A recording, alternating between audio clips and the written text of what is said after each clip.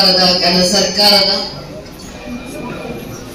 Guarantee ಯೋಜನೆಗಳ ಅನುಷ್ಠಾನದ ಒಂದು ಕಾರ್ಯಕ್ರಮ ಆಗಿರುತ್ತೆ.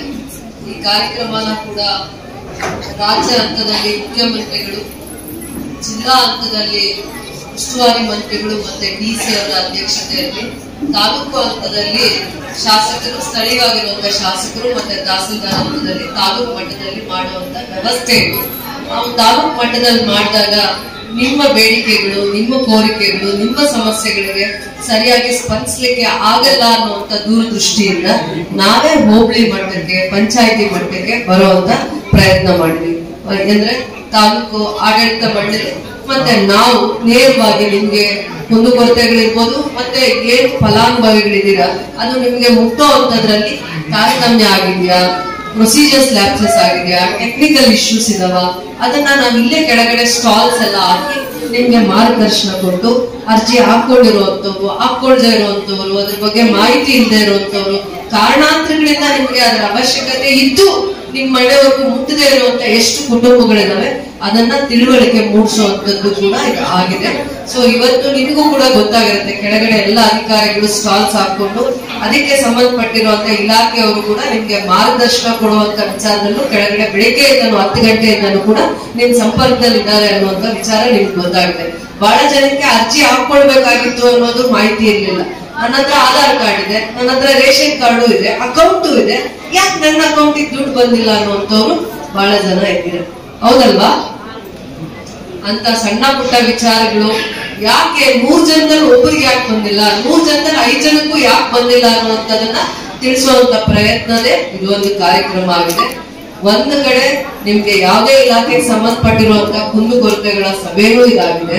ಇನ್ನೊಂದು ಕಡೆ ಗ್ಯಾರಂಟಿ ಯೋಜನೆಗಳು ಅನುಷ್ಠಾನಕ್ಕೆ ಬಂದಾದ್ಮೇಲೆ ಎಷ್ಟು ಜನ ಫಲಾನುಭವಿಗಳಿಗೆ ಅದು ನೇರವಾಗಿ ರೇಷನ್ ಕಾರ್ಡ್ ಇದ್ರೆ ದುಡ್ಡು ಬರ್ತಾ ಇದೆಯಾ ಇಲ್ವಾ, ಡಿಪಿಟಿ ಮುಖಾಂತರ ನಿಮ್ ಮನೆ ಯಜಮಾನ್ರದ್ದು ಯಾರ ಹೆಸರು ಕೊಟ್ಟಿದ್ದಾರೆ, ಯಜಮಾನಿ ಹೆಸರು ಕೊಟ್ಟಿರ್ತಾರೆ, ಮನೆ ಯಜಮಾನಿ ಹೆಸರು ಯಾರು ಕೊಟ್ಟಿದ್ದೀರಾ ಅವ್ರಿಗೆ ಅಕೌಂಟಿಗೆ ದುಡ್ಡು ಬರ್ತಾ ಇದೆಯಾ, ನೇರವಾಗಿ ಡಿಪಿಟಿ ಮುಖಾಂತರ ಬರ್ತಾ ಇದೆಯಾ. ಅದಾದ್ಮೇಲೆ ಗೃಹಲಕ್ಷ್ಮಿ ಇದೆ, ಗೃಹಲಕ್ಷ್ಮಿ ಯೋಜನೆ ಕೂಡ ಆರ್ಥಿಕವಾಗಿ ಹೆಣ್ಮಕ್ಕಳನ್ನ ಸದೃಢ ಮಾಡ್ಬೇಕು ಅನ್ನುವಂಥದ್ದು ಒಂದು ದೂರದೃಷ್ಟಿ. ಪ್ರತಿ ತಿಂಗಳು ಆದಾಯ ಇಲ್ಲದೆ ಇರುವಂತ ಕುಟುಂಬಗಳಿಗೆ ಪ್ರತಿ ತಿಂಗಳು ಆದಾಯ ಇರಲ್ಲ, ಆದ್ರೆ ಆ ಹೆಣ್ಮಗು ತನ್ನ ಗಂಡ ದುಡಿದೇ ಹೋಗ್ಲಿ ಮನೆಯನ್ನ ಕಾಪಾಡ್ಕೊಳ್ಳುವಂತ ಎಲ್ಲಾ ಲಕ್ಷಣಗಳು ಇರುತ್ತೆ. ಯಾವ್ದೋ ಒಂದು ತಿಂಗಳು ಬಹಳ ಕಷ್ಟ ಆಗಿರುತ್ತೆ, ಆದಾಯ ಇರಲ್ಲ, ಬಂದಿರೋ ಆದಾಯಕ್ಕಿಂತ ಖರ್ಚು ಜಾಸ್ತಿ ಇರುತ್ತೆ. ಅಂತ ಸಂದರ್ಭದಲ್ಲಿ ಆ ಮನೆ ಗೃಹಲಕ್ಷ್ಮಿನೇ ಆ ಮನೆನ ಸರಿ ತೂಗಿಸ್ತಾ ಇರ್ತಾರೆ. ಈ ತಿಂಗಳೇನೋ ಸಮಸ್ಯೆ ಇದೆ, ಸ್ವಲ್ಪ ಮ್ಯಾನೇಜ್ ಮಾಡೋಣ, ಕೂಡಿಟ್ಟಿರೋದು ಬಳಸ್ಕೊಳ್ಳೋಣ, ಹೇಗೋ ಒಂದ್ ರೀತಿ ಮನೆಯಲ್ಲಿರೋರು ತೊಂದರೆ ಕೊಡದೆ ಇರೋದು ಆ ಕುಟುಂಬನ ಪೋಷಣೆ ಮಾಡುವಂಥದ್ದು, ರಕ್ಷಣೆ ಮಾಡ್ಕೊಳ್ಳುವಂಥದ್ದು. ಆ ಲಕ್ಷಣ ಯಾರಿಗಿರುತ್ತೆ ಅಂದ್ರೆ ಮನೆಯ ಗೃಹಲಕ್ಷ್ಮಿ ಇರುತ್ತೆ. ಆ ಗೃಹಲಕ್ಷ್ಮಿಗೆ ನಾವ್ ಯಾವ ರೀತಿ ನಮ್ ಸರ್ಕಾರ ಸ್ಪಂದಿಸ್ತಾ ಇದೆ, ಆ ಗೃಹಲಕ್ಷ್ಮಿಯರಿಗೆ ಯಾವ ರೀತಿ ಕಷ್ಟದಲ್ಲಿ ಪ್ರಯತ್ನ ಮಾಡ್ತಾ ಇದೀವಿ, ನಿಮ್ ಕಷ್ಟ ಸುಖಗಳಿಗೆ ಸ್ಪಂದಿಸ್ತೀವಿ ಅಂತ. ಏನೇ ಗ್ಯಾರಂಟಿ ಯೋಜನೆಗಳು ಅನುಕೂಲ ಇರೋರಿಗಿಂತ ಅನಾನುಕೂಲ ಇರುವಂತ ರೈತರಿಗೆ, ಅಸಹಾಯಕರಿಗೆ, ಬಡವರಿಗೆ, ಕಷ್ಟದಲ್ಲಿರುವಂತ ಹೆಣ್ಮಕ್ಳಿಗೆ ಮುಟ್ಟಿಸುವಂತ ಪ್ರಾಮಾಣಿಕವಾಗಿರುವಂತ ಎಲ್ಲಾ ಪ್ರಯತ್ನ ನಮ್ ಸರ್ಕಾರ ಮಾಡಿದೆ. 50 ವರ್ಷಗಳಲ್ಲಿ, ಕಳೆದ 50 ವರ್ಷಗಳಲ್ಲಿ ಯಾವುದೇ ಕಾರ್ಯಕ್ರಮಗಳು ಬಡವರಿಗೋಸ್ಕರ ಇರ್ತಾ ಇತ್ತು, ರೈತರಿಗೋಸ್ಕರ ಇರ್ತಾ ಇತ್ತು. ಆದ್ರೆ ಈ ರೀತಿ ನೇರವಾಗಿ ಒಂದು ಅಕೌಂಟ್ಗೆ ಮಧ್ಯವರ್ತಿಗಳಿದೆ, ನೀವು ಯಾರ ಮನೆ ಬಾಗಿಲ್ಗೂ ಯಾವ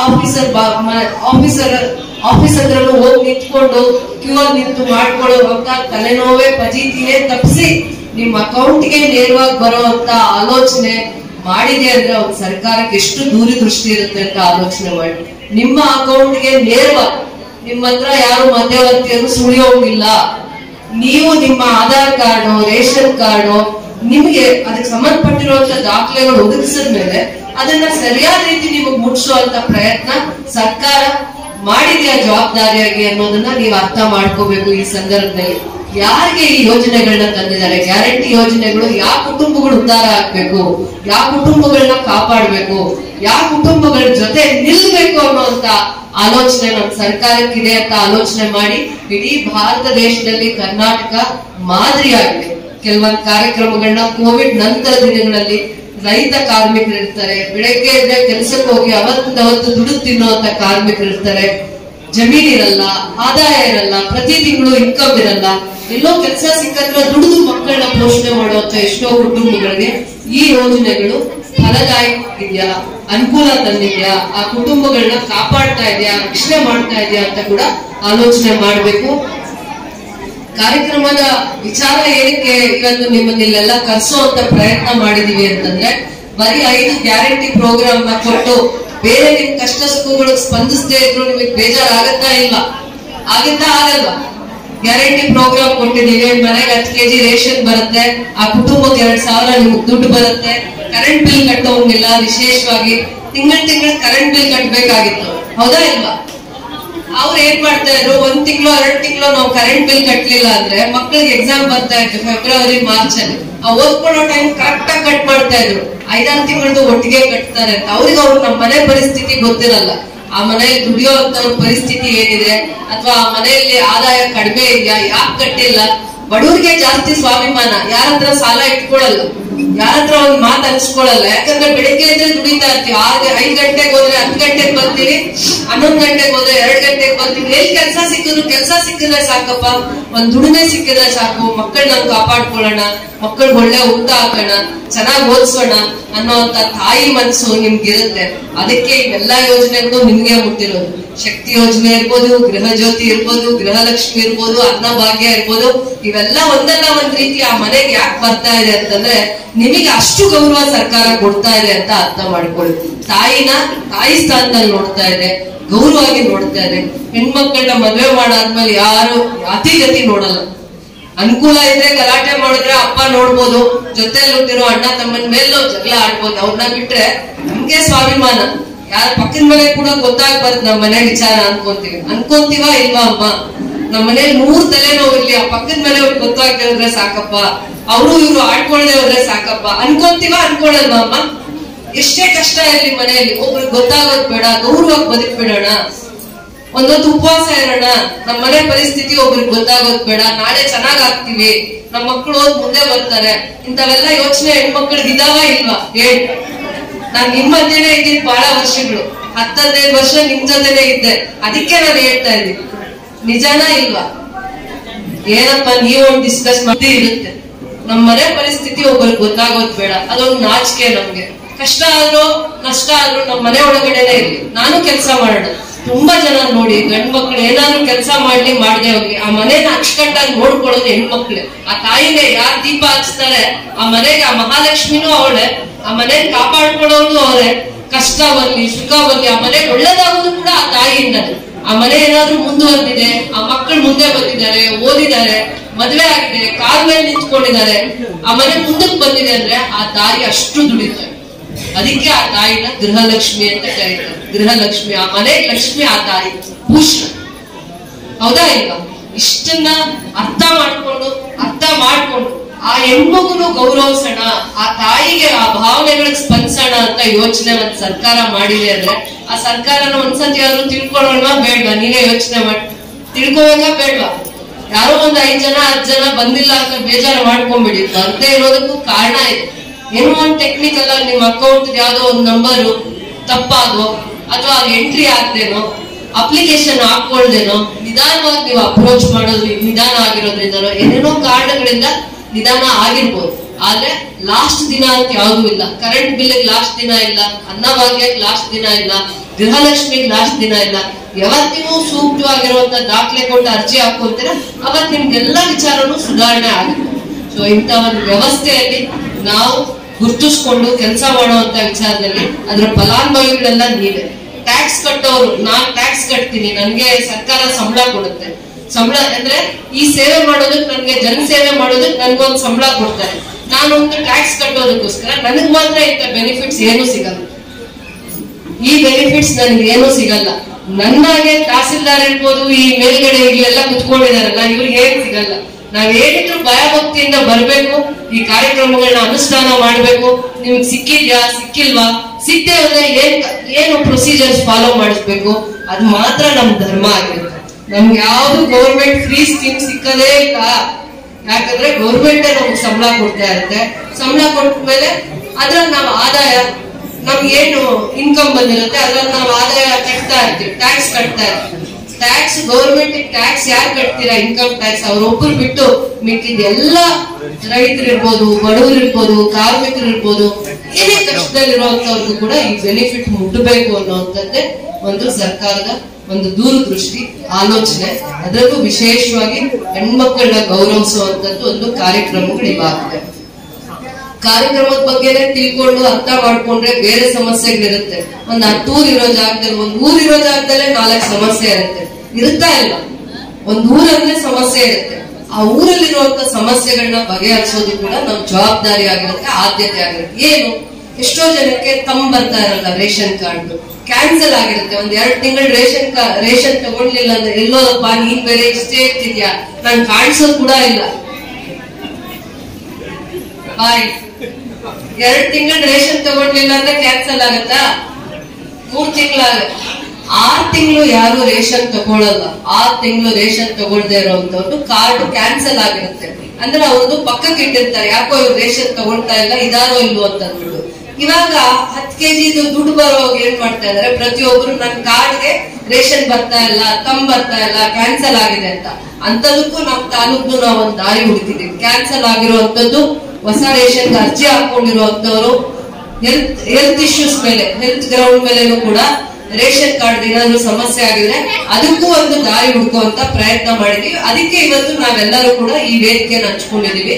ರೆವಿನ್ಯೂ ಡಿಪಾರ್ಟ್ಮೆಂಟ್, ವಿಶೇಷವಾಗಿ ಕಂದಾಯ ಇಲಾಖೆಗೂ ಕೂಡ ಪ್ರತಿ ಊರಲ್ಲೂ ಸ್ಮಶಾನದ ಜಾಗದ ಸಮಸ್ಯೆ ಇದ್ರೆ, ರಸ್ತೆ ಸಮಸ್ಯೆ ಇದ್ರೆ, ನಕಾಶೆ ದಾರಿ ಇದ್ದು ದಾರಿ ಸಮಸ್ಯೆ ಇದ್ರೆ, ಪೆನ್ಷನ್ ಸಮಸ್ಯೆ ಇದ್ರೆ, ವಿಡೋ ಪೆನ್ಷನ್ ಇರ್ಬೋದು, ಓಲ್ಡ್ ಏಜ್ ಪೆನ್ಷನ್ ಇರ್ಬೋದು, ಏನೇ ಪೆನ್ಷನ್ ಸಂಬಂಧಪಟ್ಟಿರುವಂತದ್ದು, ಕ್ಯಾಸ್ಟ್, ಇನ್ಕಮ್, ಯಾವುದೇ ಒಂದು ವಿಚಾರದ್ದು ಕಂದಾಯ ಇಲಾಖೆ ನೇರವಾಗಿ ನಿಮ್ ಮುಂದೆ ಬಂದಿದೆ ಅಂದ್ರೆ ನಿಮ್ಮಲ್ಲಿರುವಂತಹ ಸಮಸ್ಯೆಗಳನ್ನ ನೀವೇ ಲೆಟರ್ ಮುಖಾಂತರ ಇಂಥದೊಂದು ಸಮಸ್ಯೆ ಇದೆ, ನನ್ನ ಜಮೀನ್ ಸಮಸ್ಯೆ ಇದೆ, ದಾರಿ ಸಮಸ್ಯೆ ಇದೆ, ಸ್ಮಶಾನ ಸಮಸ್ಯೆ ಇದೆ, ಕ್ಯಾಸ್ಟ್ ಇನ್ಕಮ್ ಇದೆ, ಏನೇ ಸಂಬಂಧಪಟ್ಟಿರ್ಬೋದು, ನಿಮ್ಮ ಇಂಡಿವಿಜುವಲ್ ಸಮಸ್ಯೆ ಇರ್ಬೋದು ಅಥವಾ ನಿಮ್ ಗ್ರಾಮದ ಸಮಸ್ಯೆ ಇರ್ಬೋದು, ಅಂತ ವಿಚಾರವಾಗೂ ಕೂಡ ಇಲ್ಲೇ ಪರಿಹಾರ ಹುಡುಕೋಣ, ನಿಮ್ ಸಮಸ್ಯೆಗಳಿಗೆ ಪರಿಹಾರ ಕೂಡ ನಾವು ಹುಡುಕೋಣ ಅಂತ ದೂರದೃಷ್ಟಿಯಿಂದ ನಾವೆಲ್ಲ ಇಲಾಖೆಯವರು ಒಟ್ಟಿಗೆ ಮಾತಾಡ್ಕೊಂಡು ನಿಮ್ ಹತ್ರ ಬಂದಿದ್ದೀವಿ.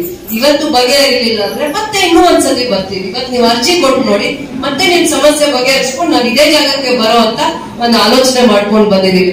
ಬರೀ ತಹಸೀಲ್ದಾರು, ಪಂಚಾಯತಿ ಆಫೀಸು, ಕುಡಿಯೋ ನೀರು ಇನ್ನ ಬೇಸಿಗೆ ಬರ್ತಾ ಇರುತ್ತೆ. ಏಪ್ರಿಲ್, ಮಾರ್ಚ್, ಮೇ ಅಲ್ಲಿ ತುಂಬಾ ಬೇಸಿಗೆ ಅಭಾವ. ಯಾವ ಊರಲ್ಲಿ ನೀರ್ ಕಡಿಮೆ ಆಗ್ತಾ ಇದೆ, ಯಾವ ಬೋರ್ವೆಲ್ಸ್ ಅಲ್ಲಿ ಈಗಾಗ್ಲೇ ನೀರ್ ಕಡಿಮೆ ಆಗಿದೆ, ಅದಕ್ಕೆ ಏನ್ ಬೇರೆ ದಾರಿ ಮಾಡ್ಕೊಂಡಿದೀವಿ ಅಂತ ಪಂಚಾಯತಿಯ ನಿಮ್ಗೆ ಪಂಚಾಯತಿ ಆಫೀಸ್ ಅಂದ್ರೆ ಸುಂದರಪಾಳ್ಯ ಗೊತ್ತಾಗುತ್ತೆ. ಇಂತ 15 ಪಂಚಾಯತಿಗೂ ಒಂದ್ ಮೇಲಧಿಕಾರಿ ಇರ್ತಾರಲ್ಲ, ಅವರು ಕೂಡ ಇವತ್ತು ಬಂದಿದ್ದಾರೆ. ಕುಡಿಯೋ ನೀರಿನಲ್ಲಿ ಸಮಸ್ಯೆ ಇದೆ, ಬೇರೆ ಬೀದಿ ದೀಪಗಳ ಸಮಸ್ಯೆ ಇದೆ, ಊರಲ್ಲಿ ಇನ್ನೇನು ಪಂಚಾಯತಿಯಿಂದ ಆಗುವಂತ ಕೆಲಸಗಳದ್ದು ಸಮಸ್ಯೆ ಇದ್ರು, ಕಿರಿಕಿರಿ ಇದ್ರು, ಅದನ್ನು ನೋಡೋದಕ್ಕೆ ಇಒ ಅವರು, ತಹಸೀಲ್ದಾರು, ಇಒ ಅವರು, ಮತ್ತೆ ಗೃಹಲಕ್ಷ್ಮಿ ಯೋಜನೆನ ಅಂಗನವಾಡಿ ಟೀಚರ್ಸ್ ಮುಖಾಂತರ ತಗೊಂಡು ಅನುಷ್ಠಾನ ಮಾಡ್ತಾ ಇರೋದು. ಯಾಕಂದ್ರೆ ಸ್ಥಳೀಯವಾಗಿ ಪ್ರತಿ ಹಳ್ಳಿಯಲ್ಲೂ ಒಂದು ಅಂಗನವಾಡಿ ಟೀಚರ್ ಇರ್ತಾರೆ. ಅಂಗನವಾಡಿ ಟೀಚರ್ ಗೊತ್ತಿರುತ್ತೆ ಈ ಗೃಹಲಕ್ಷ್ಮಿ ಯೋಜನೆ ಯಾರಿಗೆ ಮುಟ್ಟಬೇಕು ಅನ್ನುವಂಥದ್ದು. ಅವ್ರ ಮುಖಾಂತರ ಸರ್ಕಾರ ಇವತ್ತು ಅನುಷ್ಠಾನ ಮಾಡಿರೋದು. ಗೃಹಲಕ್ಷ್ಮಿ ಯೋಜನೆಯಲ್ಲಿ ಆ ಅನುಷ್ಠಾನ ಆಗುವಂತದ್ರಲ್ಲಿ ಲೋಪದೋಷ ಆಗಿದೆ, ಅದನ್ನ ಕೂಡ ಬಗೆಹರಿಸೋದಕ್ಕೆ ಇವತ್ತು ಸಿಡಿಪಿ ಅವರಿಗೆ ಬಂದಿದ್ದಾರೆ. ಅದಾದ್ಮೇಲೆ ವಿಶೇಷವಾಗಿ ನಮ್ಮ ಮಕ್ಕಳು ಇಲ್ಲಿಂದ ಬಸ್ ಪ್ರಯಾಣ ಮಾಡ್ಕೊಂಡು ಕಾಲೇಜ್ಗೋ, ಸ್ಕೂಲ್ಗೋ, ಸುಂದರಪಾಳ್ಯಕ್ಕೆ ಬರೋವಂತವ್ರು, ಬೇರೆ ಊರುಗಳಿಂದ ಸುಂದರಪಾಳ್ಯಕ್ಕೆ ಬರೋರು, ಸುಂದರಪಾಳ್ಯದಿಂದ ಬೇಟ್ಮಂಗ್ಲ, ಕ್ಯಾಸಂಬಳ್ಳಿ ಅಥವಾ ಟೌನ್ಗೆ, KGF ಟೌನ್ಗೆ ಓಡಾಡುವಂತದ್ರಲ್ಲಿ ರಸ್ತೆ ಅಂದ್ರೆ ಬಸ್ಸಸ್, ಗವರ್ಮೆಂಟ್ ಬಸ್ಸಸ್ ಏನಾದ್ರು ಸಮಸ್ಯೆ ಇದ್ರೆ ಡಿಸ್ಟ್ರಿಕ್ಟ್ ಆಫೀಸರ್ಸ್ ಇವತ್ತು ನಮ್ ಜೊತೆ ಬಂದಿದ್ದಾರೆ. ಅವರು ಒಂದ್ಸತಿ ನೋಡ್ಲಿ ಸರ್, ಅವರು ತಾಲೂಕು ಹಂತದ ಆಫೀಸರ್ ಬಂದಿದ್ದಾರೆ. ಮುಂದೆ ಬಮ್ಮ, ತಾಲೂಕು ಹಂತದ ಆಫೀಸರ್. ಬಸ್ ರೂಟ್ಸ್ ಇರುತ್ತಲ್ಲ, ಸ್ಕೂಲ್ ಟೈಮಿಂಗ್ಸ್ ಅಲ್ಲಿ, ಕಾಲೇಜ್ ಟೈಮಿಂಗ್ಸ್ ಅಲ್ಲಿ ಬಸ್ ರೂಟ್ಸ್ ಈ ಪಾಯಿಂಟ್ ಅಲ್ಲಿ ಸರಿಯಾಗಿ ಕೊಡ್ಬೇಕು. ಗುಟ್ಟಳ್ಳಿ ಇರ್ಬೇಕು, ಸುಂದರಪಾಳ್ಯದಿಂದ ಗುಟ್ಟಳ್ಳಿ, ಸುಂದರಪಾಳ್ಯದಿಂದ ಬೇಟ್ಮಂಗ್ಲ, ಸುಂದರಪಾಳ್ಯದಿಂದ KGFಗೆ ಸ್ಕೂಲ್ ಟೈಮ್ ಅಲ್ಲಿ, ಕಾಲೇಜ್ ಟೈಮ್ ಅಲ್ಲಿ ಏನೇನು ನಿಮ್ಮ ಬೇಡಿಕೆಗೆ ಆದ್ಯತೆ ಕೊಟ್ಟು ಮಾಡ್ಬೇಕು ಅನ್ನೋದಕ್ಕೆ KSRTC ಅವರು ಕೂಡ ಬಂದಿದ್ದಾರೆ. ಅದೇ ತರ ಬೆಸ್ಕಾಂ ಅವರು ಬಂದಿದ್ದಾರೆ. ಅದಾದ್ಮೇಲೆ ಪ್ರತಿಯೊಬ್ಬರ ಕುಟುಂಬನೂ ಜೀವನ ನಡಿಬೇಕಂದ್ರೆ ಒಂದ್ ಹೆಣ್ಮಕ್ಳು ಹುಷಾರಾಗಿ ಒಂದು ಹಸು ನೋಡ್ಕೊಂತಾ ಇರ್ತಾರೆ, ಹೌದಾ ಇಲ್ವಾ? ಆ ಹಸು ಯಾರು ಸಾಕ್ತಾ ಇರ್ತೀರ, 1, 2, 3, 4, ಅವ್ರ ಮನೆ ಹೆಂಗ್ ನಡಿಬೇಕು ಅನ್ನೋಂಥದ್ದು ಏನಾದ್ರು ಸಮಸ್ಯೆ ಅಂದ್ರೆ ಹಸು ನೋಡ್ಕೊಳ್ಳುವಂತವ್ರಿಗೆ, ಹಸು ಸಾಕುವಂತವ್ರಿಗೆ, ಕುರಿ, ಮೇಕೆ, ಏನೇ ಒಂದು ಜೀವನೋಪಾಯಕ್ಕೆ ಯಾರು ಸಾಕ್ತಾ ಇರ್ತೀರಾ, ಅದೇ ನಿಮ್ ಜೀವನಕ್ಕೆ ಆಧಾರ ಮಾಡ್ಕೊಂಡಿರ್ತೀರಾ, ಅದಕ್ಕೇನಾದ್ರು ಸಮಸ್ಯೆ ಬಂದಾಗ ಅದನ್ನ ಹೆಂಗ್ ಬಗೆಹರಿಸ್ಬೇಕು, ಡಾಕ್ಟರ್ಸ್ ಎಲ್ಲಿ ಸಿಗ್ತಾರೆ, ಅದಕ್ಕೆ ಮಾಹಿತಿ ಕೊಡೋದಕ್ಕೂ ಕೂಡ ನಾನೇ ನಿಮ್ ಹೆಸರೆಲ್ಲ ಹೇಳ್ತಾ ಇದ್ದೀನಿ. ನೀವೇ ಇದ್ರೆ ಪರಿಚಯ ಆಗೋಗ್ತೀರಾ. ಹಾಗೇನೆ ಡಾಕ್ಟರ್ ತ್ರಿಮೂರ್ತಿ ಅವರು, ತ್ರಿಮೂರ್ತಿ ಡಾಕ್ಟರ್ ಅವರು ಈಗ ಒಂದು ಆಂಬ್ಯುಲೆನ್ಸ್ ಇದೆ ನಮ್ಮ ತಾಲೂಕಿಗೆ. ಆಂಬ್ಯುಲೆನ್ಸ್ 1 ಅವರ್ಗೆ ಬಂದು ನಿಮ್ಗೆ ಸರ್ವಿಸಸ್ ಕೊಡ್ಬೇಕು ಅಂತ ಅಂದ್ಬಿಟ್ಟು, ಹಸುಗೆ ಏನಾದ್ರು ಆಗ್ಲಿ, ಒಂದ್ 20-30 ಕುರಿ ಮೇಕೆ ಏನೇ ನಿಮ್ ಹತ್ರ ಇದ್ರು ಸಮಸ್ಯೆ ಇದೆ ಅನ್ಸಿದ ತಕ್ಷಣ ಅವ್ರು ಒಂದ್ ನಂಬರ್ ಕೊಡ್ತಾರೆ.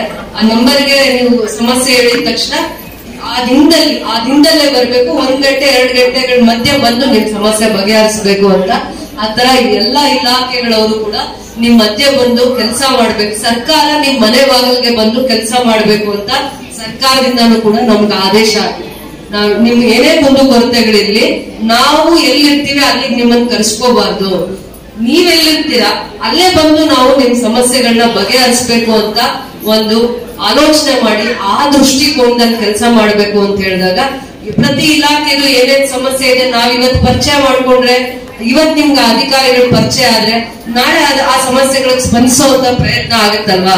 ಅಷ್ಟೇ ಅಲ್ಲದೆ ನಿಮಗೆ ಎಲ್ಲೆಲ್ಲಿ ಅಂಗನವಾಡಿ ಇದ್ದಾವೆ, ಅಂಗನವಾಡಿ ಯೋಗ್ಯವಾಗಿಲ್ಲ, ಮಕ್ಕಳು ಕುತ್ಕೊಳ್ಳೋದಕ್ಕೆ ಯೋಗ್ಯವಾಗಿಲ್ಲ, ಅದನ್ನ ಗಮನಕ್ಕೆ ತಂದ್ರೆ ಹೊಸ ಅಂಗನವಾಡಿ ಕಟ್ಟುವಂಥದ್ದು, ಅಂಗನವಾಡಿ ಏನೇನ್ ಸೌಕರ್ಯ ಮಾಡ್ಬೇಕು, ನಿಮ್ ಊರುಗಳಲ್ಲಿ ಸ್ಕೂಲ್ಸ್ ಇರುತ್ತೆ, ವ್ಯವಸ್ಥಿತವಾಗಿ ಅನಾನುಕೂಲ ಇದ್ರೆ ಅದಕ್ಕೆ ಏನ್ ವ್ಯವಸ್ಥೆ ಮಾಡ್ಬೇಕು, ಇಂಥವೆಲ್ಲಾ ವಿಚಾರ ನಿಮ್ಮ ಸ್ವಂತ ಸಮಸ್ಯೆ, ನಿಮ್ಮ ಇಂಡಿವಿಜುವಲ್ ಆಗಿ ಏನೇನ್ ಸಮಸ್ಯೆ ಇರುತ್ತೆ ಅದ್ರ ಜೊತೆ ನಮ್ ಗ್ರಾಮದಲ್ಲಿ ನಮ್ ಪಂಚಾಯತಿಗೆ ಇರುವಂತ ಸಮಸ್ಯೆಗಳನ್ನು ಕೂಡ ಹಂತ ಹಂತವಾಗಿ ಬಗೆಹರಿಸುವಂತ ಒಂದು ಪ್ರಯತ್ನದಲ್ಲಿ ಇದು ಒಂದು ವೇದಿಕೆ ಸಾಕ್ಷಿ ಆಗಿದೆ ಅಂತ ಹೇಳ್ತಾ, ಬರೀ ಇಷ್ಟೇ ಕೆಲಸ ಮಾಡಿದ್ರೆ ನನಗೆ ಗೌರವ ಸಿಗಲ್ಲ.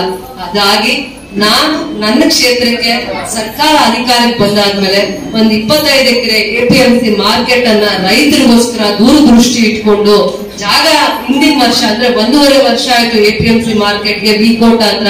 ಬಹಳ ಜನ ಇಲ್ಲಿರುವಂತ ರೈತರಿಗೆ ಗೊತ್ತಿದೆ. ಆ ಜಾಗನ ಗುರ್ತಿಸುವಂತದ್ರಲ್ಲಿ ಯಶಸ್ವಿ ಆಗಿದ್ದೀವಿ. ಇಡೀ ಜಿಲ್ಲೆಯಲ್ಲಿ 25 ಎಕರೆ ಜಾಗ ಎಲ್ಲೂ ಇಲ್ಲ. APMCಗೆ 25 ಎಕರೆ ಜಾಗ ಇಡೀ ಜಿಲ್ಲೆಯಲ್ಲಿ ಇಲ್ಲ. ಇಡೀ ಕೋಲಾರ ಜಿಲ್ಲೆಗೆ ಮಾದರಿ ಆಗುವಂತದನ್ನ DPR ಮಾಡಿಸ್ತಾ ಇದೀವಿ. ಒಂದು 100 ಕೋಟಿಗಳ ಪ್ರಾಜೆಕ್ಟ್ ಅದು. ರೈತರಿಗೋಸ್ಕರ ಟೊಮೊಟೊ ಮಂಡಿ ಮಾಡ್ತೀವಿ, ಆಲೂಗಡ್ಡೆ, ತರಕಾರಿ, ಹೂವು, ಮಾವಿನ ಹಣ್ಣಲ್ಲಿ ಮಾವಿನ ಹಣ್ಣು, ಎಲ್ಲಾ ತರ ನನ್ನ ರೈತರು ವಿಶೇಷವಾಗಿ ಏನೇನೋ ಆಸಕ್ತಿಯಿಂದ ಬೆಳೆಯನ್ನ ಬೆಳಿತೀರಾ. ನಾಳೆ ಚೆನ್ನೈ ಮಾರ್ಕೆಟ್ಗೆ ಹೋಗೋದು, ಆಂಧ್ರಲ್ಲಿರೋ ವಿಕೋಟನೋ ವಡ್ಡಳ್ಳಿ ಮಾರ್ಕೆಟ್ಗೆ ಹೋಗೋದು, ಕಷ್ಟಪಟ್ಟು ಸಾಲ ಮಾಡಿ ಬೆಳೆ ಬೆಳಿತೀರಾ. ಅದಾದ್ಮೇಲೆ ಆ ಬೆಳೆನ ಕರೆಕ್ಟ್ ಆಗಿ ವ್ಯಾಪಾರ ಮಾಡ್ಕೊಂಡು ಬರ್ಬೇಕು ಅಂದ್ರೆ ನಿಮ್ಗೆ ಬಾಡಿಗೆ, ಆ ಗಾಡಿ ಬಾಡಿಗೆ ಕೊಡೋದೇ ಇರಲ್ಲ. ಶಕ್ತಿ ಇಲ್ಲದೆ ಇರುವಂತ ಸಂದರ್ಭದಲ್ಲಿ ಏನ್ ಮಾಡ್ತೀರಾ, ಯಾರೋ ಮಧ್ಯವರ್ತಿ ಬಂದ್ರೆ ಅಂಗಡಿ ಜಮೀನಲ್ಲೇ ವ್ಯಾಪಾರ ಮಾಡಿ ಕಳಿಸ್ಬಿಡ್ತಾರೆ. ಆಯ್ತಪ್ಪ ತಗೊಂಡೋಗು, ನನಗೆ ಕಷ್ಟ ಇದೆ, ಲಾಸ್ ಆದ್ರೂ ಪರವಾಗಿಲ್ಲ ಅಂತ. ಆತರ ಅಸಹಾಯಕರಾಗಿರುವಂತ ಎಷ್ಟೋ ಜನ ರೈತರಿಗೆ ಬರುವಂತ ದಿನಗಳಲ್ಲಿ ನಮ್ಮ APMC ಮಾರ್ಕೆಟ್ ನಮ್ಮೆಲ್ಲ ನಾಯಕರ ಮಾರ್ಗದರ್ಶನದ ಮೇಲೆ ಇಲ್ಲಿ ಯಾರ್ಯಾರು ದುಡ್ಡವ್ರು ನಮ್ ಜೊತೆ ಗುರ್ತಿಸ್ಕೊಂಡು ಇಂಥದೇ ಕೆಲಸ ಮಾಡ್ಬೇಕು, ರೈತರಿಗೋಸ್ಕರ ಇಂಥದ್ದೊಂದು ಸೇವೆ ಮಾಡ್ಬೇಕು. ರೈತರು ಅವ್ರಿಗೆ ಲಾಭ ಬರ್ಲಿ ನಷ್ಟ ಬರ್ಲಿ, ರಾಗಿನೋ ಭತ್ತನೋ ಕಡ್ಲೆಕಾಯೋ ಏನೋ ಒಂದು ಹಾಕೋದ್ ಸುಮ್ನೆ ಇರ್ತಾರ, ಸುಮ್ನೆನೆ ಇರಲ್ಲ. ಅವ್ರ ಜಮೀನ ಖಾಲಿಯಾಗೆ ಇಟ್ಕೊಂಡಿರಲ್ಲ. ಲಾಭ ಆದ್ರೂ ಬರ್ಲಿ ನಷ್ಟ ಆದ್ರೂ ಬರ್ಲಿ, ಆತರ ಲಕ್ಷಣ ಇರೋರಿಗೆ ನಾವು ಏನಾದ್ರು ಒಂದು ಕೊಡುಗೆ ಕೊಡ್ಬೇಕಲ್ಲ. ಅದಕ್ಕೋಸ್ಕರ ಸರ್ಕಾರದ ಹಂತದಲ್ಲಿ ನಿಮ್ಗೆ ಇಲ್ಲಿರುವಂತವ್ರು ಯಾರ್ಯಾರು ಡೈರೆಕ್ಟರ್ ಆಗಿದ್ದಾರೆ ಅಂದ್ರೆ, ಇಲ್ಲಿ ಕೂತಿರೋ 3-4 ಜನನು ನಿಮ್ಗೆ ಡೈರೆಕ್ಟರ್ ಆಗಿದ್ದಾರೆ. APMCಗೆ ಅಕ್ಕ ಆಗಿದ್ದಾರೆ, ಪದ್ಮಕ್ಕ ಆಗಿದ್ದಾರೆ, ಪದ್ಮಾ ಕೃಷ್ಣಮೂರ್ತಿ ಅವರಾಗಿದ್ದಾರೆ, ಕಮಲ್ ಬಾಯ್ ಆಗಿದ್ದಾರೆ, ಇವರಾಗಿದ್ದಾರೆ ಸುಂದರಪಾಳ್ಯದಲ್ಲಿ. ಇಲ್ಲಿ ಕೂತಿರೋರೆಲ್ಲರೂ, ವೇದಿಕೆಯಲ್ಲಿ ಕೂತಿರುವಂತವ್ರು ಎಲ್ಲರೂ ಕೂಡ ರೈತರ ಸಮಸ್ಯೆಗಳನ್ನ ಬಗೆಹರಿಸೋದಕ್ಕೋಸ್ಕರ ಆ APMCಯಲ್ಲಿ ಇವಾಗ ನಾಮಿನೇಟ್ ಡೈರೆಕ್ಟರ್ ಆಗಿದ್ದಾರೆ. ಬರುವಂತ ದಿನಗಳಲ್ಲಿ ನಮ್ಮ APMC ಮಾರ್ಕೆಟ್ ಇಡೀ ಜಿಲ್ಲೆಗೆ ಮಾದರಿ ಆಗುತ್ತೆ. ಯಾಕಂದ್ರೆ 3 ಸ್ಟೇಟ್ಗೆ ಅದು ಬಾರ್ಡರ್ ಇದೆ. ಆಂಧ್ರಗೆ ತಮಿಳುನಾಡಿಗೆ ಹೋಗುವಂತ ಬಾರ್ಡರ್ ನಾವು ಮಾಡಿರೋದ್ರಿಂದ, ಒಂದ್ ಕಡೆ ನ್ಯಾಷನಲ್ ಹೈವೇ, ಇನ್ನೊಂದ್ ಕಡೆ ವಿಕೋಟ ಸ್ಟೇಟ್ ಹೈವೇ ಇರೋದ್ರಿಂದ ರೈತರಿಗೆ ಬರುವಂತ ದಿನಗಳಲ್ಲಿ ಅವ್ರಿಗೆ ಜೀವನ ಕಟ್ಕೊಡುತ್ತೆ. ಅವ್ರಿಗೆ ಎಂತ ಕಷ್ಟ ಬಂದ್ರು ಆ APMC ಮಾರ್ಕೆಟ್ ಹೋದ್ರೆ ಅವರು ಬದುಕೋದು, ಅವ್ರ ಕಷ್ಟಗಳ ದಾರಿ ಸಿಗುವಂತ ಕೆಲಸ ಇವ್ರು ಅಚ್ಚುಕಟ್ಟಾಗಿ ಮಾಡ್ತಾರೆ ಅನ್ನುವಂತ ನಂಬಿಕೆಯಿಂದ ನಾವು ವಿಕೋಟ ಮಾರ್ಗದಲ್ಲಿ APMC ಮಾರ್ಕೆಟ್ ಮಾಡಿದೀವಿ. ಅದು 100 ಕೋಟಿಗಳಲ್ಲಿ ಅದು ಪ್ರಾಜೆಕ್ಟ್ ಆಗುತ್ತೆ. 100 ಕೋಟಿಗಳಲ್ಲಿ ಆ ಪ್ರಸ್ತಾವನೆ ಸರ್ಕಾರದ ಮುಂದೆ ಇದೆ. ಜಾಗ ಗುರುತಿಸಿರೋದಕ್ಕೆ ನಮ್ ಇಡೀ ಜಿಲ್ಲೆಗೆ ಅನುಕೂಲ ಆಗೋಂಗೆ, ಇಡೀ ರೈತರಿಗೆ, ಇಡೀ ಜಿಲ್ಲೆಯಲ್ಲಿರುವಂತ ರೈತರಿಗೆ ನ್ಯಾಯ ಸಿಗುವಂತ APMC ಮಾರ್ಕೆಟ್ ಆಗ್ಲಿ ಅಂತ ನನ್ನ ಕೋರಿಕೆ ಆಗಿದೆ. ಅದಕ್ಕೆ ನಿಮ್ಮ ಆಶೀರ್ವಾದ ಗಟ್ಟಿಯಾಗಿ ನಿಲ್ಬೇಕು. ಇಲ್ಲೇ ಮುಂದೆ APMC ಮಾರ್ಕೆಟ್ ಇರೋದ್ರಿಂದ ತುಂಬಾ ಜನಕ್ಕೆ ಕೆಲಸ ಸಿಗುತ್ತೆ. ತುಂಬಾ ಜನಕ್ಕೆ ಪ್ರತಿ ಸತಿನೂ ಆ ಮಾರ್ಕೆಟ್ ಅಲ್ಲಿ ಎಷ್ಟೋ ಜನಕ್ಕೆ ಕೆಲಸನೂ ಸಿಗುತ್ತೆ, ಜೀವನನೂ ನಡೆಯುತ್ತೆ ಅಂತ ಹೇಳ್ತಾ, ಬರೀ ನನ್ನನ್ನ ಇಡೀ ನಮ್ಮ ರಾಜ್ಯದಲ್ಲಿ 224 ಕಾನ್ಸ್ಟಿಟ್ಯೂನ್ಸೀಸ್ ಇದಾವೆ. ಯಾವ ತರ? KGF ತರ, ಬಂಗಾರಪೇಟೆ ತರ, ಮುಳುಬಾಗಿಲು ತರ, ಶ್ರೀನಿವಾಸಪುರ ತರ. ಇಡೀ ರಾಜ್ಯದಲ್ಲಿ ಹೆಣ್ಮಕ್ಳನ್ನ ಗೆಲ್ಸಿರೋದು 4 ಜನರು. ಇಡೀ ರಾಜ್ಯದಲ್ಲಿ 224 ಜನ ಇದ್ರೆ ಎಲ್ರೂ ಗಂಡು ಮಕ್ಕಳನ್ನ ಗೆಲ್ಸಿದ್ದಾರೆ. ಹೆಣ್ಮಕ್ಳನ್ನ ಅಂತ ಗೆಲ್ಸಿರೋದು 4 ಕ್ಷೇತ್ರದಲ್ಲಿ. ಅವಾಗ ನಾವು ಹೆಣ್ಮಕ್ಳಿಗೆ ಋಣ ತೀರಿಸ್ಬೇಕಾ ಬೇಡವಾ? ಹೇಳಿದೀನಿ, ಹೆಣ್ಮಕ್ಳಿಗೆ ನಾನು ಋಣ ತೀರಿಸ್ಬೇಕಾ ಬೇಡವಾ? 4 ಕಾನ್ಸ್ಟಿಟ್ಯೂನ್ಸಿ ಅಲ್ಲಿ ನಾವು ಹೋದ್ರೆ ಲೆಕ್ಕ ಹಾಕ್ಬೇಕು. 5-6 ಜನನೂ ಇಲ್ಲ. ಆ ಪಾರ್ಟಿ ಈ ಪಾರ್ಟಿ ಅಂತ ಎಲ್ಲ ಲೆಕ್ಕ ತಗೊಂಡ್ರು 10 ಜನನೂ ಇರೋದು. ಅವ್ರು 224 ಜನ ಇರ್ತಾರೆ, 220 ಜನ ಇರ್ತಾರೆ, ನಾವು 4-5 ಜನ ಇರ್ತೀವಿ. ಅವಾಗ ನನ್ಗೆ ಅನ್ನಿಸ್ತು, ನಾನು ಕೂಡ ಏನಾದ್ರೂ ಒಂದು ಚರಿತ್ರೆಯಲ್ಲಿ ಉಳಿದೋಗುವಂತ ಕೆಲಸ ಮಾಡ್ಬೇಕು, ನಮ್ಮ ಹೆಣ್ಮಕ್ಳು ತಿಳ್ಕೊಳ್ಳುವಂತ ಕೆಲಸ ಮಾಡ್ಬೇಕು, ನನ್ನ ಹೆಸರು ಉಳಿದೋಗ್ಬೇಕು ಅಂತ. ಅವಾಗ 29 ವರ್ಷದಿಂದ ನಾವು ತಪಸ್ ಮಾಡ್ತಾ ಇದ್ದಿದ್ದಂತ ನಮ್ಮ ಮಕ್ಕಳನ್ನೆಲ್ಲ ಚೆನ್ನಾಗಿ ಓದಿಸ್ತೀವಿ. ಓದ್ಸಾದ್ಮೇಲೆ ಮನೆಯಲ್ಲಿದ್ರೆ ತಾಯಿ ಹೊಟ್ಟೆ ಉರಿಯುತ್ತೆ. ನನ್ ಮಗನ್ಗೆ ಓದಿಗೆ ತಗ್ತಿರೋಂತ ಕೆಲಸ ಸಿಗ್ಲಿಲ್ವೇ? ಅವ್ನು ಓದಿಸಿದೀವಿ, ಅವ್ನು ಡಬಲ್ ಗ್ರಾಜುಯೇಟ್ ಆಗಿದ್ದಾನೆ, ಇಂಜಿನಿಯರ್ ಆಗಿದ್ದಾನೆ, BCom ಆಗಿದ್ದಾನೆ, ITI ಮಾಡಿದ್ದಾನೆ, ಅವ್ನಿಗೆ ಯಾವ್ದು ಉತ್ತರವಾಗಿರುವಂತ ಕೆಲಸನೇ ಸಿಗ್ಲಿಲ್ವಲ್ಲ ಅಂತ ಅನ್ಸುತ್ತಾ ಇಲ್ವಾ ತಾಯಿಗೆ? ಅನ್ಸುತ್ತಾ? ಅನ್ಸಲ್ಲ. ಅದಕ್ಕೋಸ್ಕರ ಆ ಕಾಲದಲ್ಲಿ ನೆಹರು ಅವರು KGF ಬಂದ್ಮೇಲೆ, ಆ ಕಾಲದಲ್ಲಿ ನೆಹರು ಅವರು KGF ಬಂದಿದ್ರು ಗೋಲ್ಡ್ ಮೈನ್ಸ್ ನ ನೋಡೋದಕ್ಕೆ. ಅಂತ ಸಂದರ್ಭದಲ್ಲಿ ಸರ್ಕಾರದ 2,000 ಎಕರೆ ಜಮೀನನ್ನ ಗುರುತಿಸಿ ಇಲ್ಲಿ ಇಂಡಸ್ಟ್ರೀಸ್ ಮಾಡಿ ಅಂತ ಅಂದ್ಬಿಟ್ಟು ಜಾಗ ಬಿಟ್ಟು ಹೋಗಿದ್ರು. ಅವತ್ತು ಬಿಟ್ಟು ಹೋಗಿದ್ದ ಜಾಗ ಇಂಡಸ್ಟ್ರೀಸ್ಗೆ ಉಪಯೋಗ ಮಾಡ್ಕೊಂಡಿದ್ದಿಲ್ಲ. ಈ ಸಂದರ್ಭದಲ್ಲಿ ಆ ಜಾಗನ ಐಡೆಂಟಿಫೈ ಮಾಡಿ ನಮ್ಮ ಸರ್ಕಾರದಲ್ಲಿ, ಹಿಂದೆ ಸರ್ಕಾರದಲ್ಲೂ ಪ್ರಯತ್ನ ಮಾಡಿದ್ವಿ. ಅವತ್ತು ಕೋವಿಡ್ ಇತ್ತು, ಬೇರೆ ಸರ್ಕಾರ ಇತ್ತು, ಪ್ರಯತ್ನ ಮಾಡಿದ್ವಿ, ಪ್ರಸ್ತಾವನೆ ಇಟ್ವಿ. ಆ ಸಂದರ್ಭದಲ್ಲಿ ಅದು ನಮ್ಗೆ ಅವಕಾಶ ಸಿಗ್ಲಿಲ್ಲ. ಆಗ ನಮ್ ಸರ್ಕಾರ ಅಧಿಕಾರಕ್ಕೆ ಬಂದು 7-8 ತಿಂಗಳಲ್ಲಿ 8 ತಿಂಗಳು 9 ತಿಂಗಳು ಮುಗ್ದಿಲ್ಲ. ಒಂದ್ ಕಡೆ ಈ ಮೂಲೆಯಲ್ಲಿ APMC ಮಾರ್ಕೆಟ್ ಮಾಡಿದ್ದಾರೆ, ಇನ್ನೊಂದ್ ಕಡೆ 1,000 ಎಕರೆ ಜಮೀನನ್ನ ಇಂಡಸ್ಟ್ರಿಯಲ್ ಟೌನ್ಶಿಪ್ ಮಾಡೋದಿಕ್ಕೆ. ಬೆಂಗಳೂರು ಆದ್ಮೇಲೆ ಎಲ್ಲಾದ್ರೂ 1,00,000 ಜನಕ್ಕೆ ಕೆಲಸ ಸಿಗತ್ತೆ ಅಂದ್ರೆ KGF ನೇ ಹುಡ್ಕೊಂಡು ಬರ್ಬೇಕು. ಬರುವಂತ 10-15 ವರ್ಷಗಳಲ್ಲಿ, ಬರುವಂತ 10-15 ವರ್ಷಗಳಲ್ಲಿ ಯಾರಾದ್ರೂ ಒಬ್ರು ಓದಿರೋ ಮಕ್ಕಳು ಕೆಲಸ ಹುಡ್ಕೊಂಡು ಬರ್ತಾರೆ ಅಂದ್ರೆ ಬೆಂಗಳೂರು ಕಡೆ ತಿರುಗಿ ನೋಡಲ್ಲ, KGF ಕಡೆ ತಿರುಗಿ ನೋಡುವಂತ ವ್ಯವಸ್ಥೆನ, ಜಾಗನ, ಸರ್ಕಾರ ಜಾಗ ಗುರುತಿಸಿ ಸರ್ಕಾರ ಜಾಗನ ಮತ್ತೆ ಇಂಡಸ್ಟ್ರಿಯಲ್ ಟೌನ್ಶಿಪ್ಗೆ ನಾವು ರಿಸರ್ವ್ ಮಾಡುವಂತದ್ರಲ್ಲಿ ನಮ್ಮ ಸರ್ಕಾರದಲ್ಲಿ ಪ್ರಯತ್ನ ಮಾಡಿದಾಗ ಯಶಸ್ವಿ ಆಗಿದೀವಿ ಅಂತ ಹೆಮ್ಮೆಯಿಂದ ಹೇಳ್ತಾ ಇದ್ದೀನಿ. ಸರ್ಕಾರ ಅದನ್ನ ಇಂಡಸ್ಟ್ರಿಯಲ್ ಟೌನ್ಶಿಪ್ಗೆ ರಿಸರ್ವ್ ಮಾಡಿರೋದೇ ಅಂದ್ರೆ KDBಗೆ ಹಸ್ತಾಂತರ ಮಾಡಿ, ಇಂಡಸ್ಟ್ರಿಯಲ್ ಟೌನ್ಶಿಪ್ಗೆ ಹಸ್ತಾಂತರ ಮಾಡಿ ಅದನ್ನ ಡೆವಲಪ್ ಮಾಡುವಂತದಕ್ಕೂ ಕೂಡ ಆದೇಶ ಮಾಡಿದೆ ಅಂತ ಹೆಮ್ಮೆಯಿಂದ ಹೇಳ್ತೀನಿ. ನಿನ್ನೆ ತಾನೇ ಬಜೆಟ್ ಆಯ್ತು. ನಿನ್ನೆ ಬಜೆಟ್ ಆದ್ಮೇಲೆ ಇಡೀ ರಾಜ್ಯದಲ್ಲಿ 5 ಜಿಲ್ಲೆಗಳನ್ನ ಇಂಟಿಗ್ರೇಟೆಡ್ ಟೌನ್ಶಿಪ್ ಮಾಡ್ತೀವಿ ಅಂತ ಹೇಳಿದ್ರು. ಇಂಟಿಗ್ರೇಟೆಡ್ ಟೌನ್ಶಿಪ್, ಒಂದ್ ಕಡೆ ಮಂಗಳೂರು, ಇನ್ನೊಂದ್ ಕಡೆ ಹುಬ್ಳಿ, ಇನ್ನೊಂದ್ ಕಡೆ ನಮ್ KGF ಒಂದು ತಾಲೂಕ್ನ ಜಿಲ್ಲೆನಲ್ಲ, ಬೇರೆ ಕಡೆ ಎಲ್ಲ ಜಿಲ್ಲೆ ಮಾಡ್ತೀವಿ ಅಂದ್ರು. KGF ಒಂದು ತಾಲೂಕ್ನ ಇಂಟಿಗ್ರೇಟೆಡ್ ಟೌನ್ಶಿಪ್ ಮಾಡ್ತೀವಿ ಅಂತ ನಮ್ಮ ಸರ್ಕಾರ, ಘನ ಸರ್ಕಾರ ಸಿದ್ದರಾಮಯ್ಯ ಅವರು ಅನ್ನಭಾಗ್ಯ ಯೋಜನೆಯನ್ನ ತಂದಿರುವಂತಹ ಸಿದ್ದರಾಮಯ್ಯ ಅವರು KGF ಬಗ್ಗೆ, ಕೋಲಾರ ಜಿಲ್ಲೆ ಬಗ್ಗೆ ವಿಶೇಷವಾಗಿ ಎಷ್ಟು ಕಳಕಳಿ ಇಟ್ಕೊಂಡಿದ್ದಾರೆ ಅನ್ನುವಂಥದ್ದನ್ನ ಅರ್ಥ ಮಾಡ್ಕೊಳ್ಳಿ. ಇಂಥ ಯೋಜನೆಗಳನ್ನ ಅನುಷ್ಠಾನಕ್ಕೆ ತಂದಾಗ ಮಾತ್ರ ಪ್ರತಿ ಜಿಲ್ಲೆ ಬೆಳೆಯಕ್ಕಾಗತ್ತೆ, ಪ್ರತಿ ಜಿಲ್ಲೆಯಲ್ಲೂ ಇಂಡಸ್ಟ್ರಿಯಲ್ ಟೌನ್ಶಿಪ್ ಬೆಳೆಯಕ್ಕಾಗತ್ತೆ, ಉದ್ಯೋಗ ಅವಕಾಶಗಳು ಸೃಷ್ಟಿಯಾಗುತ್ತೆ. ನಿಮ್ಗೂ ಗೊತ್ತಿರುತ್ತೆ, ಸುಂದರಪಾಳ್ಯದಿಂದಲೂ ಯಾರಾದ್ರೂ ಮಕ್ಕಳು ವಿಸ್ಟರ್ನ್ ಕಂಪನಿಗೆ ಹೋಗ್ತಾ ಇರ್ತಾರೆ, ಹೋಂಡಾ ಕಂಪನಿಗೆ ಹೋಗ್ತಾ ಇರ್ತಾರೆ. ಯಾಕಂದ್ರೆ ಅಲ್ಲೆಲ್ಲ ಇಂಡಸ್ಟ್ರಿಯಲ್ ಟೌನ್ಶಿಪ್ ಆಗಿತ್ತು, ಅಲ್ಲಿ ಇಂಡಸ್ಟ್ರೀಸ್ ಬಂದಿದೆ. ನಾಳೆ KGF ಅಲ್ಲೂ ಕೂಡ ಟಾಟಾ ಕಂಪನಿನೋ, ವಿಸ್ಟರ್ನ್ ಕಂಪನಿನೋ, ಏರ್ಪೋರ್ಟ್ ಹತ್ರ ಇರುವಂತ ಕಂಪನೀಸು KGF ಬಂದ್ರೆ ಚೆನ್ನೈಗೆ ಹತ್ರ ಇದೆ ಅಂತ ಅಂದ್ಬಿಟ್ಟು ನಮ್ಮ ಮಕ್ಳು ಎಲ್ಲಿ ಹೋಗ್ತಾರೆ ಕೆಲ್ಸಕ್ಕೆ? ಅವಾಗ ಬೆಂಗಳೂರು ಹೋಗ್ತಾರ? KGFಗೆ ಹೋಗ್ತಾರೆ. ಅಂತದೊಂದು ನನ್ನ ತಾಯಂದ್ರಿಗೆ ಒಂದ್ ಸೇವೆ ಹಾಕೊಂಡು ಮಾಡಿದೀನಿ. ಈ ಇಂಡಸ್ಟ್ರಿಯಲ್ ಟೌನ್ಶಿಪ್ ಬೆಳೆದಾದ್ಮೇಲೆ ಪ್ರತಿ ಕುಟುಂಬಕ್ಕೂ ನಮ್ಮ ಕ್ಷೇತ್ರದಲ್ಲಿರುವಂತವ್ರಿಗೆ 1,00,000 ಜನ ಕೆಲಸ ಸಿಕ್ಕುವಾಗ ನಮ್ಮಲ್ಲಿ ಎಷ್ಟೋ 10,000 20,000 ಓದ್ಕೊಂಡಿರೋ ಮಕ್ಕಳಿಗೆ ಕೆಲಸ ಸಿಕ್ಕಿದ್ರೆ ಮಕ್ಕಳು ಕೆಲಸ ಮಾಡ್ಕೊಂಡು ತಂದೆ ತಾಯಿ ಕಣ್ಮುಂದೆ ಇರ್ತಾರೆ. ಇಂಥದ್ದೊಂದು ಕನ್ಸನ್ನ ಇಟ್ಕೊಂಡಿದೀನಿ. ಅದ್ರ ಜೊತೆಯಲ್ಲಿ ಅದು ಒಂದ್ ಸ್ವಲ್ಪ 6 ತಿಂಗಳು, 1 ವರ್ಷನೋ 2 ವರ್ಷನೋ ಬೇಕಾಗತ್ತ. ಜಾಗ ಎಲ್ಲ ಡೆವಲಪ್ ಮಾಡ್ಬೇಕಾಗತ್ತ. ಜಾಗ ಎಲ್ಲಿದೆ ಅಂತ ಕೇಳ್ಬೇಕಲ್ಲ. 1,000 ಎಕರೆ ಇದೆ ಅಂತಂದ್ರೆ ಹೂ ಅನ್ಕೊಂಡು ಸುಮ್ಮನೆ ಇದ್ದೋದ್ರೆ ಆಗತ್ತಾ? ಬೆಂಗಳೂರಲ್ಲಿ 100 ಕಿಲೋಮೀಟರ್ ಹೋದ್ರೆ, ಏರ್ಪೋರ್ಟ್ ಹತ್ತತ್ರ ಹೋದ್ರೆ, ಆ ಕಡೆ ತುಮಕೂರು ಹತ್ತತ್ರ ಹೋದ್ರೆ, ಈ ಕಡೆ ಹೊಸಕೋಟೆ ಹತ್ತತ್ರ ಬಂದ್ರೆ 1 ಎಕರೆ ಜಮೀನ್ಗೆ 2 ಕೋಟಿ ಕೊಡ್ತೀವಿ ಅಂದ್ರೆ 1 ಎಕರೆ ಜಮೀನ್ಗೆ ಗೌರ್ಮೆಂಟ್ಗೆ ಜಾಗ ಸಿಗ್ತಾ ಇದೆ. ಇದು ಒಂದೇ ಹೆಂಗೆ ಬಂಗಾರ ನಮ್ಗೆ ಸಿಗ್ತಾ ಇತ್ತು. ಹಿಂದೆ KGF ಫಿಲಂ ಎಷ್ಟು ಜನ ನೋಡಿದೀರಾ? ಯಶ್ ಮಾಡಿರೋ ಫಿಲಂ KGF ಫಿಲಂ ಎಷ್ಟು ಜನ ನೋಡಿದೀರಾ? ಕೈ ಎತ್ತಿ ನೋಡೋಣ. ಫಿಲಂ ಎಷ್ಟು ಜನ ನೋಡಿದ್ರು? ಅದ್ರಲ್ಲಿ ಬಂಗಾರದ ಬಿಸ್ಕೆಟ್ಗಳು ತೋರಿಸ್ತಾ ಇರ್ತಾರೆ, ನೋಡಿದೀವಿ. ಬಂಗಾರದ ಬಿಸ್ಕೆಟ್ಗಳು, ಬಂಗಾರ ಹೆಂಗ್ ತೆಗಿತಾರೆ, ಬಿಸ್ಕೆಟ್ ಹೆಂಗಾಗುತ್ತೆ. ಆದ್ರೆ ಈಗ KGF ಮಣ್ಣಲ್ಲಿ ಬಂಗಾರ ಇದೆಯೋ ಇಲ್ಲೋ ಅದ್ರ ಪ್ರಶ್ನೆ ಅಲ್ಲ. ಬರುವಂತ ದಿನಗಳಲ್ಲಿ KGF ಉದ್ಯೋಗನ ಸೃಷ್ಟಿ ಮಾಡುವಂತ ಕ್ರಾಂತಿಕಾರಿ ಹೆಜ್ಜೆಯನ್ನ ಇಡುತ್ತೆ. ಉದ್ಯೋಗ ಸೃಷ್ಟಿ ಮಾಡುತ್ತೆ.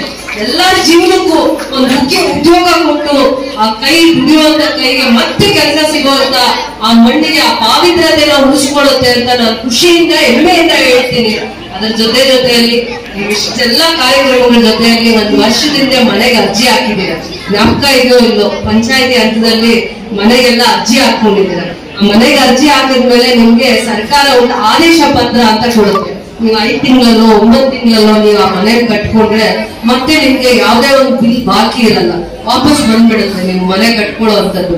ಈಗ ಈ ಸುಂದರಪಾಳ್ಯ ಗ್ರಾಮ ಪಂಚಾಯತಿ ವ್ಯಾಪ್ತಿಯಲ್ಲಿ 78 ಮನೆಗಳು ಮಂಜೂರಾಗಿದೆ. ನಾನು ಹಿಂದೆ ಸರ್ಕಾರದಲ್ಲಿ ಪ್ರಯತ್ನ ಮಾಡಿದ್ದೆ. 4 ಸತಿ ಕೊಟ್ಟರು, 3 ಸತಿ ಕ್ಯಾನ್ಸಲ್ ಮಾಡಿದ್ರು. ನಮ್ ಸರ್ಕಾರ ಬರ್ತಾನೆ ಕೈಯೋ ಕಾಲೋ ಹಿಡಿದು 1200 ಮನೆಗಳನ್ನ ತರುವಂತದ್ರಲ್ಲಿ ಯಶಸ್ವಿಯಾಗಿದ್ದೀನಿ.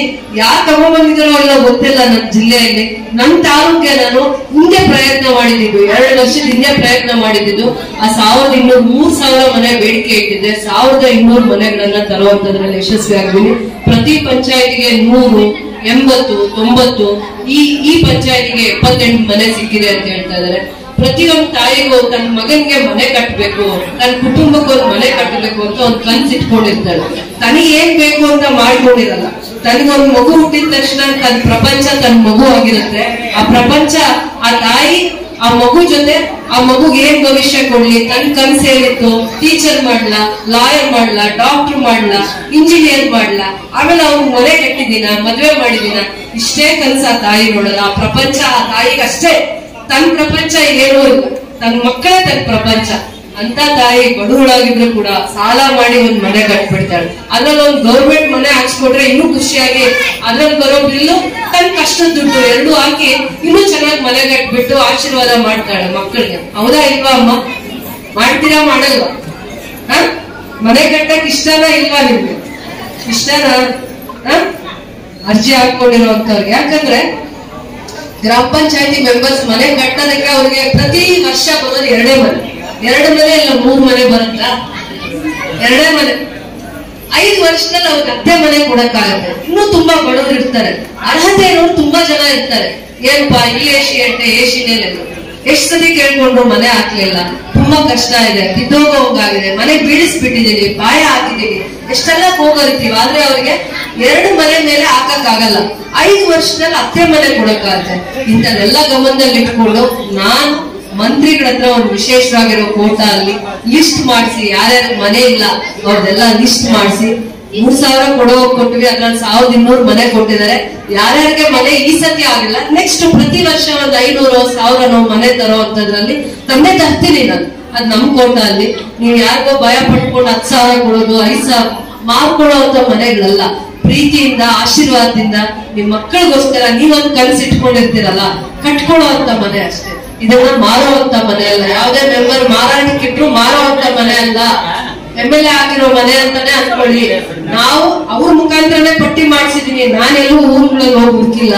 ಅವ್ರಿಗೆ ಆ ಗೌರವ ಕೊಟ್ಟಿದ್ದೀನಿ. ನಿಮ್ಗೆ ಆ ಗೌರವ ಸಿಗ್ಲಿ, ನೀವೇ ಹುಡುಕಿ, ನೀವೇ ಹಾಕಿ ಅಂತ ಹೇಳಿದ್ವಿ. ಆದ್ರೆ ಇದನ್ನ ಮಾರುವಂತ ಮನೆ ಅಲ್ಲ. ನಿಮ್ಮ ಮೇಲೆ ಪ್ರೀತಿಯಿಂದ, ಅಭಿಮಾನದಿಂದ, ಗೌರವದಿಂದ ನಾನು 1000 ಸತಿ ಓಡಾಡಿ ಗೌರ್ಮೆಂಟ್ ಅಲ್ಲಿ ಹೌಸಿಂಗ್ ಮಿನಿಸ್ಟರ್ ಹತ್ರ ಬಯಸ್ಕೊಂಡು ಕೋಪ ಮಾಡಿಸ್ಕೊಂಡು ಮನೆ ತಂದಿದ್ದೀನಿ. ನಿಮ್ಗೆ ಒಳ್ಳೇದಾಗ್ಲಿ. 5 ತಿಂಗಳಲ್ಲಿ 10 ತಿಂಗಳಲ್ಲಿ ಕಟ್ಕೊಂಡ್ರೆ ಒಂದು ಬಿಲ್ ಕೂಡ ಬಾಕಿ ಇರಲ್ಲ. ಒಂದೇ ಒಂದು ಬಿಲ್ ಕೂಡ. ಅದ್ರ ಬಗ್ಗೆ ಮಾಹಿತಿ ಕೂಡ ಕೊಡ್ತಾರೆ ಅಂತ ಹೇಳ್ತಾ, ಇಂಥವೆಲ್ಲ ಕಾರ್ಯಕ್ರಮಗಳಿದ್ದಾಗ ನಿಮಗೆ ತಿಳಿಸ್ಬೇಕಾ ತಿಳಿಸ್ಬಾರ್ದ ನೀವೇ ಹೇಳಿ. ಇಲ್ಲೇ ಆದೇಶ ಪತ್ರನು ಕೊಡ್ತೀವಿ. ಯಾರು 78 ಜನ ಫಲಾನುಭವಿಗಳಿದ್ದೀರಾ ಆದೇಶ ಪತ್ರ ಕೊಡ್ತೀವಿ. ಬೆಸ್ಕಾಂದು ಒಂದು ಕಾರ್ಯಕ್ರಮ ಇದೆ, ಒಳ್ಳೆ ಯೋಜನೆ ಇದೆ. ಅದನ್ನೊಂಚೂರು ಅರ್ಥ ಮಾಡ್ಕೊಳ್ಳಿ. ಎಲ್ಲ ಇಲಾಖೆಗಳ ಪರಿಚಯ ಆಗ್ಲಿ, ಎಲ್ಲ ಇಲಾಖೆಯ ಅಧಿಕಾರಿಗಳನ್ನ ಪರಿಚಯ ಮಾಡ್ಕೊಳ್ಳಿ. ಅವ್ರದ್ದು ಕಿರು ಪರಿಚಯ ಮಾಡ್ಕೊಂಡು ಅವ್ರ ಇಲಾಖೆಗೆ ಸಂಬಂಧಪಟ್ಟಿರುವಂತ ಏನು ಅನುಷ್ಠಾನ ಮಾಡುವಂತ ಯೋಜನೆಗಳಿದಾವೆ ಅದ್ರ ಬಗ್ಗೆ 2 ನಿಮಿಷದಲ್ಲಿ ನಿಮ್ಗೆ ಮಾಹಿತಿ ಕೊಡ್ತಾರೆ. ಇದೇ ರೀತಿ ನೀವು ಇಷ್ಟು ಗೌರವವಾಗಿ ನಾನು ಏನ್ ವಿಚಾರಗಳನ್ನ ಹೇಳ್ತಾ ಇದ್ದೆ ಇಷ್ಟು ತಾಳ್ಮೆಯಿಂದ ಕೇಳಿಸ್ಕೊಂಡಿದ್ದೀರಾ. ಇಲಾಖೆ ಅಧಿಕಾರಿಗಳು ಪರಿಚಯ ಮಾಡ್ಕೊಳ್ಳಿ, ಯೋಜನೆಗಳ ಬಗ್ಗೆ ಪರಿಚಯ ಮಾಡ್ಕೊಳ್ಳಿ. ಅವ್ರು ಎಲ್ಲಿ ಸಿಗ್ತಾರೆ, ಇವತ್ತು ಇಲ್ಲಾದ್ಮೇಲೆ ಮತ್ತೆ ಎಲ್ಲಿ ಸಿಗ್ತಾರೆ ಅನ್ನೋದನ್ನ ತಿಳ್ಕೊಳ್ಳಿ. ಅದನ್ನ ನಾವು ಉಪಯೋಗ ಮಾಡ್ಕೊಳ್ಳುವಂತವ್ರು ಆಗ್ಬೇಕು. ನನ್ನ ನೋಡಿದಾಗ ಊರಿಗೆ ಉಪಯೋಗ ಆಗ್ತೀನಿ ಅಥವಾ ನಿಮ್ಗೆ ಉಪಯೋಗ ಆಗ್ತೀನಿ ಅಂತ ಅನ್ಸಲ್ಲ. ಅದೇ ರೀತಿ ಅವರು ಕೂಡ, ಆ ಅಧಿಕಾರಿಗಳು ಕೂಡ ನಿಜವಾಗ್ಲೂ ಅವ್ರನ್ನ ನಾವು ಬೆಳೆಸ್ಕೋಬೇಕಷ್ಟೇ, ಗೌರವ ಕೊಡಬೇಕು, ಏನ್ ಕೆಲಸ ಮಾಡ್ಕೋಬೇಕು ಅವ್ರ ಹತ್ರ ಮಾಡಿಸ್ಕೋಬೇಕು ಅಂತ ಹೇಳ್ತಾ, ಇವತ್ತು ಈ ಕಾರ್ಯಕ್ರಮಕ್ಕೆ ಏನಾದ್ರೂ ಗೌರವ ಬಂದಿದೆ ಆಗಿದ್ರೆ ಅಂದ್ರೆ ಈ ಕಾರ್ಯಕ್ರಮ ಯಶಸ್ವಿ ಆಗಿದೆ ಅಂದ್ರೆ ನೀವೇ ಕಾರಣಕರ್ತರು. ಇವತ್ತಿನ ಫಲಾನುಭವಿಗಳೇ ಕಾರಣಕರ್ತರು.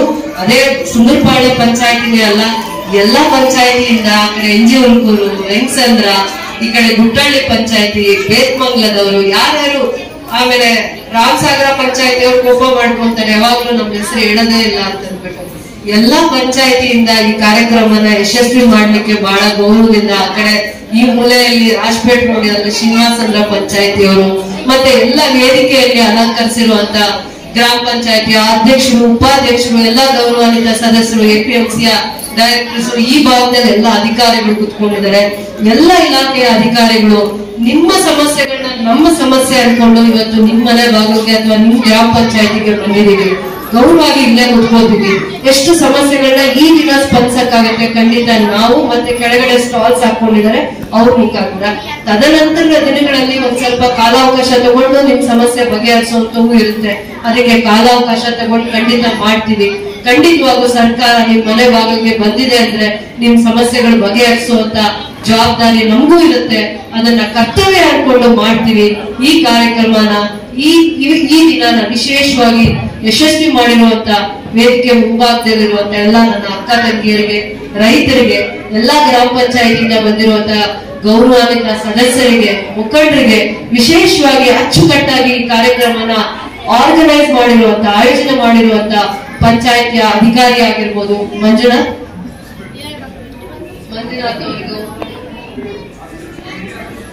ಹಾಸ್ಪಿಟಲ್ ಹೇಳಿಲ್ಲ ಅಂತ ನಾನು ಈ ಒಂದು ಪ್ರೈಮರಿ ಹೆಲ್ತ್ ಸೆಂಟರ್ ನ ಮಂಜೂರು ಮಾಡಿಸಿದೀನಿ. ಹೆರಿಗೆಗೆ 10 ಬೆಡ್ ಹಾಸ್ಪಿಟಲ್ ಇದು ಜಾಗ ಗುರುತಿಸಿದೀವಿ. ನಾವು ಹೇಳ್ಬೇಕಾಗಿತ್ತು ನೀವು ನಮಗೆ ತಹಸೀಲ್ದಾರ್ ಅವ್ರು ಹೇಳುವಾಗ. ಖಂಡಿತವಾಗೂ ಹೆಣ್ಮಕ್ಳಿಗೆ ಡೆಲಿವರಿಗೆ, ಚೆಕಪ್ಗೆ ಯಾವಾಗ್ಲೂ ಇನ್ಮೇಲೆ ಡಾಕ್ಟರ್ಸ್ ಇರುವಂತ ವ್ಯವಸ್ಥೆ ಮಾಡಿದೀವಿ. ಅದೊಂದು 2 ತಿಂಗಳಲ್ಲಿ 3 ತಿಂಗಳಲ್ಲೂ ಅದೊಂದು ಅನುಷ್ಠಾನಕ್ಕೆ ಬರುತ್ತೆ. ಕೆಜಿಎಫ್ಗೆ ಹೋಗುವಂತದ್ದು ತಲೆನೋವು ಇರಲ್ಲ, ಬೇತ್ಮಂಗ್ಲಕ್ಕೆ ಗುಟ್ಟಳ್ಳಿಗೆ ಹೋಗುವಂತದ್ದಿರಲ್ಲ. ಬೇತ್ಮಂಗ್ಲಕ್ಕೆ ಹಾಸ್ಪಿಟಲ್ ಮಾಡಿದೀವಿ. ಪ್ರೆಗ್ನೆಂಟ್ ಲೇಡೀಸ್ ದೂರ ಓಡಾಡಬಾರ್ದು, ಹೆಣ್ಮಕ್ಳು ಫಾಲೋ ಅಪ್ಗೆ, ಚೆಕಪ್ಗೆ ಇಲ್ಲೇ ನಿಮ್ಗೆ ವ್ಯವಸ್ಥೆ ಮಾಡ್ಬೇಕು ಅಂತ ಅಂದ್ಬಿಟ್ಟು ರಾಮಸಾಗರ ಪಂಚಾಯತಿಗೆ ಹೆಲ್ಪ್ ಆಗುತ್ತೆ, ವೆಂಕಸಂದ್ರ ಪಂಚಾಯತಿಗೆ ಹೆಲ್ಪ್ ಆಗುತ್ತೆ, ಹತ್ತಿರ ಇರುವಂತ ಗುಟ್ಟಳ್ಳಿ ಪಂಚಾಯತಿಗೆಲ್ಲ ಅನುಕೂಲ ಆಗುತ್ತೆ. ಸುಂದರಪಾಳ್ಯಕ್ಕೆ ಪ್ರೈಮರಿ ಹೆಲ್ತ್ ಸೆಂಟರ್ ನ ತರುವಂತದ್ರಲ್ಲಿ ಯಶಸ್ವಿಯಾಗಿದ್ದೀವಿ. ಬರುವಂತ ದಿನಗಳಲ್ಲಿ ನಿಮಗೆ ನಿಮ್ದು ಒಂದು ಯೂನಿಟ್ ಮಾಡ್ಬೋದಾ?